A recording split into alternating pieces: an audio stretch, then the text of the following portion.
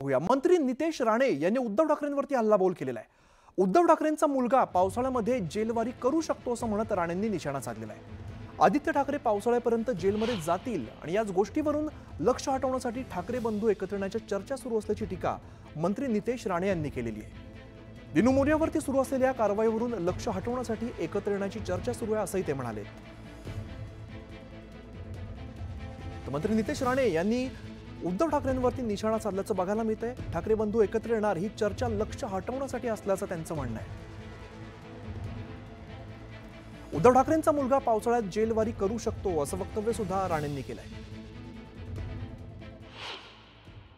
दिनू मोर्यावर होणाऱ्या ज्या कारवाया आहेत, जो ही मातोश्रीची सून म्हणून तिला ओळखतात, त्या प्रकरणावरून लक्ष हटवण्यासाठी ह्या दोघांना येण्याची चर्चा सुरू आहे।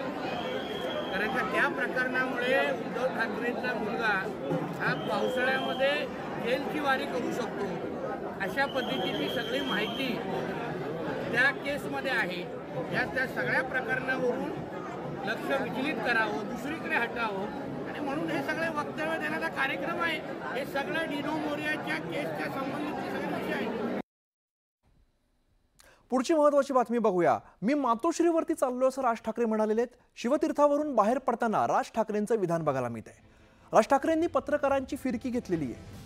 मातोश्रीवरती चालल्याचं राज ठाकरे यांनी मिश्किल उत्तर दिलेलं आहे। शिवतीर्थावरून बाहेर पडत असताना राज ठाकरेंना पत्रकारांनी प्रश्न विचारला, त्यानंतर राज ठाकरेंचं हे विधान बघायला मिळते। राज ठाकरेंनी पत्रकारांची यावेळेला फिरकी घेतलेली आहे। मातोश्रीवरती चालल्याचं राज ठाकरे यांनी मिश्किल उत्तर दिलंय। नको जाऊ रे।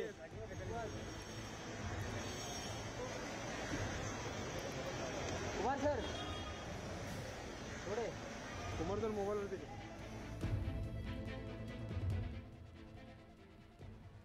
दरम्यान ठाकरे बंधूंच्या युतीच्या चर्चा सुरू असतानाच आता ठाकरेंच्या शिवसेनेच्या मुखपत्रातील एका फोटोची राजकीय वर्तुळामध्ये चांगली चर्चा रंगलेली आहे।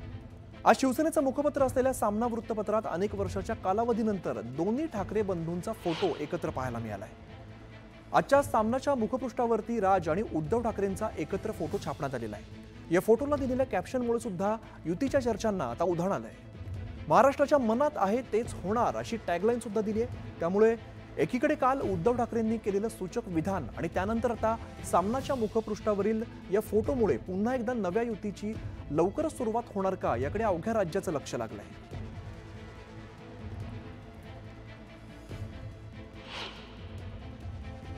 मराठी अस्मितेसाठी लढणारे, संघर्ष करणारे मराठी माणसाचा आवाज हाच महाराष्ट्राचा आवाज आहे असं सांगणाऱ्या सगळ्यांना एकत्र यावं। आमची भूमिका स्पष्ट आहे की भविष्याकडे पहा। आज या महाराष्ट्राचा उज्ज्वल भूतकाळ असताना या राज्याचं वर्तमान आणि भविष्य खतम करण्याचं काम यशवंत गट, देवेंद्र फडणवीस, अमित शहा हे सगळे लोक करतायत। तर उद्धव ठाकरे आणि राज ठाकरे एकत्र येणार अशी चर्चा सुरू असतानाच या संदर्भात आता मोठी माहिती समोर आलेली आहे। उद्धव ठाकरेंनी मनसेसोबतच्या युतीबाबत शिवसैनिकांशी चर्चा केली आहे। नाशिकच्या शिवसैनिकांनी मातोश्रीवरती उद्धव ठाकरेंची भेट घेतली होती आणि या भेटीच्या वेळेला उद्धव ठाकरेंनी मनसेसोबतच्या संभाव्य युतीची चर्चा केल्याची माहिती समोर आली आहे। उद्धव ठाकरेंनी मनसेला सोबत घेण्याविषयी नाशिकच्या शिवसैनिकांना विचारणा केली। उद्धव ठाकरे मनसेसोबतच्या युतीबाबत सकारात्मक आहेत अशी माहिती नाशिकमधल्या शिवसैनिकांनी दिली आहे। तर आम्ही सर्वांनी स्पष्टपणे एका दिलाने आम्ही सर्वांनी एकच सांगितलं की 100% साहेब मनसैनिक आणि शिवसैनिक हे एकत्र येऊन एक मोठी ताकद नाशिकमध्ये काय पूर्ण महाराष्ट्रभर तयार होईल। तर साहेब तुम्ही हे डिसिजन घेतलं पाहिजे।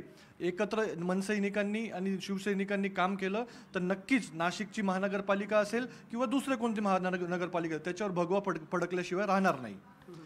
आणि महत्त्वाचा विषय असं होतं की साहेबांनी आम्हाला एक आदेश असा दिला आहे की तुम्ही आता ग्राउंड लेवलच्या महानगरपालिकेच्या निवडणुका लागणार आहे, त्याच्या तयारीला लागा, जोमाने कामाला लागा। जे काही डिसिजन आम्हाला घ्यायचं आहे, जे काही निर्णय आम्हाला घ्यायचा आहे ते आदेश तुम्हाला थोड्याच दिवसांमध्ये आम्ही देऊ। तर ठाकरे बंधू एकत्र येणार का अशी चर्चा असतानाच मनसे नेते यशवंत किल्लेदार यांनी मनसेची भूमिका स्पष्ट केलेली आहे। मनसे शिवसेनेकडे कोणताही प्रस्ताव घेऊन जाणार नाही अशी भूमिका त्यांनी जाहीर केली आहे. आम्ही 2 वेळेला त्यांच्याकडे प्रस्ताव घेऊन गेलो, मात्र त्यांनी कोणताही प्रस्ताव दिला नाही. यावेळेला माध्यमात चर्चा न करता त्यांनी आमच्याकडे प्रस्ताव घेऊन यावं असं त्यांनी म्हटलंय. आता चर्चा जर ते घडवण्यात आणत असतील आणि त्यांच्या खरोखर मनात ती इच्छा असेल तर त्यांनी प्रस्ताव घेऊन यायला हवं ना.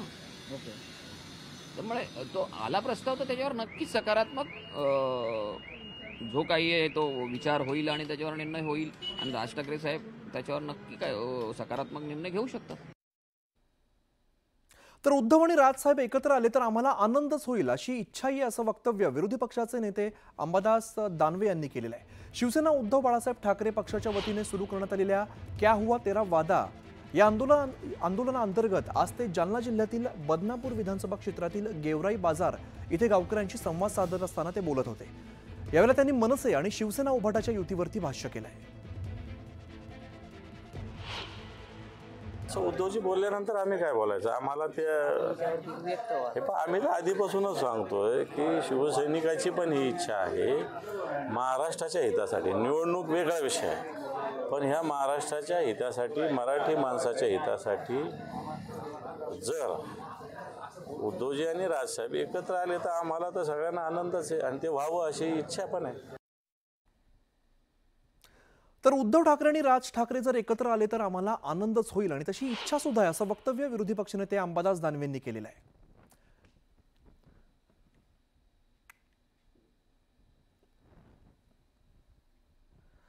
ठाकरे बंधू एकत्र येण्याच्या चर्चेवरती मुख्यमंत्री देवेंद्र फडणवीस यांनी काय प्रतिक्रिया दिली ती सुद्धा आपण बघूया.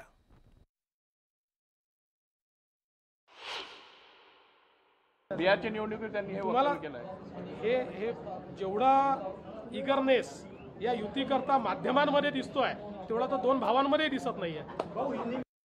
गवणे आत्महत्या प्रकरण ताजं असतानाच पुण्यामध्ये आणखीन एका विवाहितेचा छळ करण्यात आल्याची धक्कादायक घटना समोर आलेली आहे. मुलगी जन्माला आल्यामुळे सासरच्या लोकांकडून संबंधित महिलेचा छळ करत घराबाहेर काढण्यात आलेला आहे. विवाहित महिला पुण्यामध्ये राहत होती आणि तिच्या चारित्र्यावर सुद्धा सासरच्या मंडळींकडून संशय घेण्यात आलेला आहे.